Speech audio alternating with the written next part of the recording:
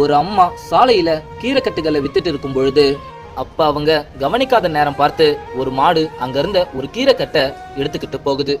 இத பார்த்த அந்த அம்மாவும் ரொம்ப கோபமா ஒரு பெரிய தடி எடுத்து அந்த மாட்டை அடிக்கிறாங்க. வழியில அந்த மாடும் தன் பசிக்காக எடுத்துட்டு வந்த அந்த கீரைக்கட்டை கீழே போட்டுடுது. கீழே விழுந்த அந்த கீரைக்கட்டை எடுத்துக்கிட்டு அந்த அம்மாவும் வியாபாரம் பண்றதுக்காக போறாங்க.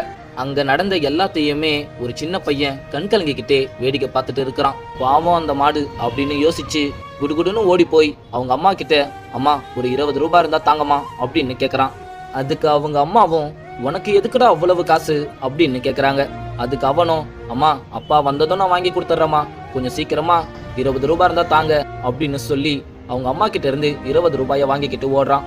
அவனும் ஓடி போய் அந்த கீரை விற்கிற அம்மா கிட்ட 20 ரூபாயை கொடுத்து ஒரு கீரைக்கட்டை வாங்கி எடுத்துட்டு போய் அந்த மாட்டுக்கிட்ட சாப்பிடுன்னு சொல்லி கீழே வைக்கிறான்.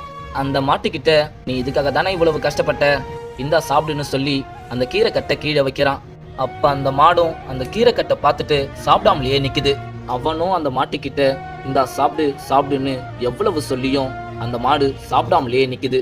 இதுக்கு மேல இந்த கதையில அப்படி என்ன நடந்திருக்கும்னு நீங்க தெரிஞ்சுக்கணும்னா கீழே இருக்கிற லிங்க்ல ஃபுல் ஸ்டோரி வீடியோ அப்லோட் பண்ணியிருக்கோம், மறக்காம போய் பாருங்க. இந்த குட்டி ஸ்டோரி பிடிச்சிருந்தா மறக்காம லைக் பண்ணுங்க.